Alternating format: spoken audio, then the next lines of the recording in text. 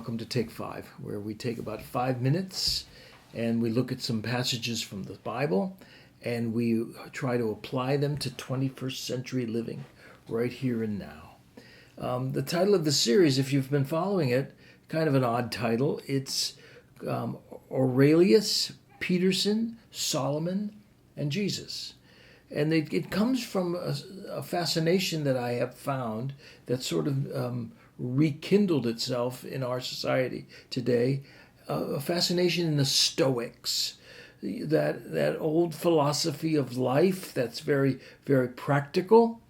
And whether it's an old stoic like Marcus Aurelius, and I think he would call himself one, the Canadian psychologist Jordan Peterson, who have wise sayings about all kinds of things regarding life. And so the idea of this series is to understand that, to say, yes, there is some interest as well as value, and then also perhaps try to add a bit of an eternal perspective, a Christ-centered perspective that, of course, the Stoics don't have and couldn't have. And so we're going to look at a few topics, and the one I want to do for the next few weeks that the Stoics address and Solomon addresses and Jesus very much addressed is the whole issue of money. Money is a part of life. And so I want you just to hear Solomon's words just for a moment. Honor the Lord with your possessions and with the first produce of your harvest. Then your barns will be completely filled and your vats will overflow with wine. That's from Proverbs chapter 3. Honor the Lord with your possessions, with your money. He would then go on to say in Proverbs 11, wealth is not profitable for the day of wrath. So in Solomon's mind, there is a wisdom to how money is handled.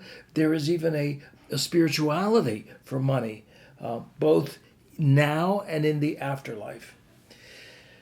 How does that connect with the Stoics? Well, the Stoics would say, very wisely, Jordan Peterson would say, let's face it, money is a necessary part of life, and the way we manage it does have an impact on us emotionally. That's Peterson. And then he'll talk about how time, energy, and thought should go into the whole way we handle money. Okay, there's wisdom to that. The way we handle money, it's a part of life. It can emotionally drain us. I can't tell you how many counseling appointments I've had over the years with married couples where there's stress in their marriage, and yet the stress oftentimes is related to their finances and what happens in their money. Jesus would say, to take the idea of money a little bit further, and we talked about this last time, where your treasure is, there your heart will be also. Jesus, time and time again, would talk about money. He would say, render to Caesar what is Caesar's. Pay your taxes. Render to the Lord what is the Lord's, which is not just your money, but all of you. For Solomon, for Jesus, and for Marcus Aurelius and the Stoics, money is a vital part of life. But from a biblical perspective, there is a spiritual side of money that you can't get away from. I'll go back to the initial verses that I started with. Honor the Lord with your possessions, with the first produce of your harvest.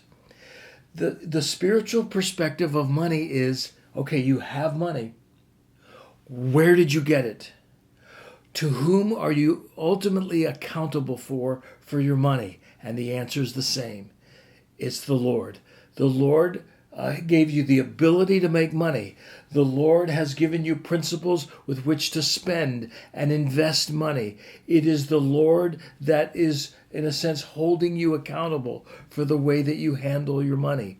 And when you spend your money, when you use it in a manner that's pleasing to Him, the return will be a good one. Now, I wouldn't want to call this a promise because it's a proverb, and yet what he's saying is if you handle money wisely, it's spiritual, your return will be a positive one. Now, let me end that verse.